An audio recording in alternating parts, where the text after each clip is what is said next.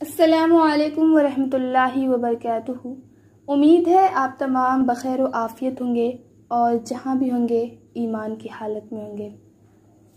औज़ु बिल्लाहि मिनश शैतानिर रजीम, बिस्मिल्लाहिर रहमानिर रहीम।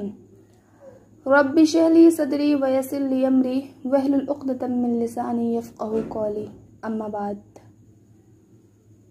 सामिईन व सामिआत, किसी भी कौम के तहज़ीबी सरमाए की मानवियत से आगाही अगर आपको मतलूब है तो उस कौम की औरतों की किरदार, आमाल, अफ़आल, मिजाज व अफ़ताद, ज़हन व फ़िक्र और आदत व अतवार के साथ साथ उनके अमूमी शगफ़ और ख़ुसूसी दिलचस्पियों का मुताला भी नागुज़ीर है, क्योंकि किसी भी कौम की तरक्की में जो अहम किरदार और अहम रोल होता है उसमें ख़वातीन का, औरतों का एक ख़ास अहम किरदार होता है,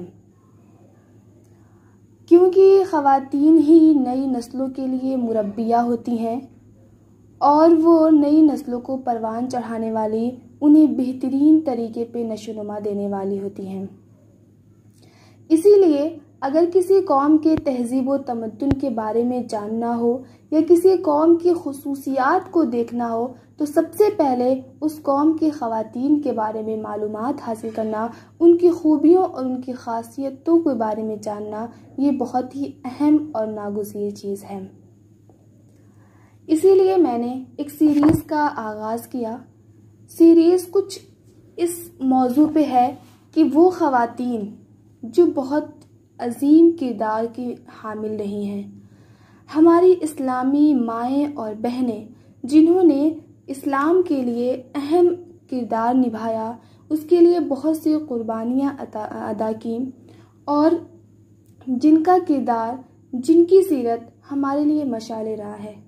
इसमें से चंद ख़वातीन वो हैं जिनके बारे में हम पहले से जानते हैं और कुछ ऐसी भी ख़वातीन हैं जिनके बारे में हमने कभी सुना ही नहीं, हम उसे जानते ही नहीं, क्योंकि हम उसका मुताला नहीं करते। और जब हम तारीख़ का मुताला करते हैं तो हमें ऐसी बेशुमार ख़वातीन के बारे में मालूमात हासिल होती है जिन्होंने इस्लाम के लिए बहुत ही अहम और नागुज़ीर किरदार अदा किया है। इन्हीं ख़वातीन में से एक ख़ातून है सुल्तान सलाहुद्दीन अय्यूबी की बहन।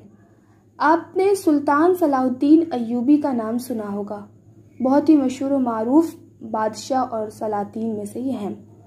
उनकी बहन जिनका नाम रबिया खातून था। देखिए, अगर कोई औरत बादशाहों की माँ और बादशाहों की बहन हो, जिसने बादशाहों के घराने में परवरिश पाई हो, शाही ऐशो आराम उसे मयस्सर हो, वो आखिरत को भूल सकती है। ऐसा बहुत ही इम्कान है, क्योंकि जिसकी दुनिया बहुत अच्छी होती है उमूमी तौर पे ये देखा जाता है कि वो आखिरत भुला बैठते हैं। लेकिन अल्लाह के कुछ चुनिंदा बंदे, कुछ मखसूस बंदे ऐसे भी हैं जिन्होंने दुनिया के इस ऐशो आराम में रह के भी अपने आखिरत की फ़िक्र को कभी तज नहीं किया।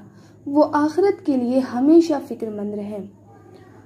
सुल्तान सलाहुद्दीन अय्यूबी की बहन रबिया खातून का शुमार इन्हीं ख़वातीन में से होता है जो बादशाह की माँ और बादशाह की बहन होने के बावजूद, नाज़ो नेमत और फरावानियों में पलने के बावजूद, जिन्हें दर्द के मारों की आहोबका मुसलसल उनके कानों में सुनाई देती थी, वो मुसीबत के मारों की एक आह पे भी तड़प उठती थी। रबिया खातून बेमिसाल गुरबा परवरी पे बहुत ही मशहूर हैं। शाही इश्शत सामानियों के बावजूद वो रज़ाए इलाही की तलबगार थी। गरीबों मुहताजों की हाजत रवाई ही उनका शुग़ल शागिल था। जिस अहद में वो थीं, उस अहद में फ़याज़ी और सखावत में कोई उनका हम असर और हम बराबर या हम पल्ला नहीं था। फ़कीरों और मुहताजों पे सदक़ात व एहसानात की बारिश वो हर वक्त बरसती रहती थी उनकी जानिब से। हज़ारों रुपए खर्च करके वो दवाएं तैयार करवाती थी और जो बीमार और मजबूर किस्म के लोग होते थे उनमें मुफ्त तकसीम करवाती थी। उनकी एक मुमताज़ सिफत इल्म परवरी थी। वो खुद आलिमा थीं। शेख मोहम्मद सालिम अतिया बयान करते हैं कि मैं अहसा के एक मदरसे में मुदर्रिस था। वहाँ एक नुस्खे अबू दाऊद था जो अब्दुल्लाह इब्न मुबारक का था। उस पर रबिया खातून की तालीक थी। ऐशो आराम की लज्जतों में रह के भी कोई इल्म व अदब का तहकीकी काम करे तो ये उसकी सआदत मंदी की निशानी है। अल्लाह ऐसे ही लोगों को अपनी रहमतों से नवाजता है और ऐसी ख़वातीन हमारे लिए मशाल राह हैं, क्योंकि उन्होंने दुनिया पे आखिरत को तरजीह दी।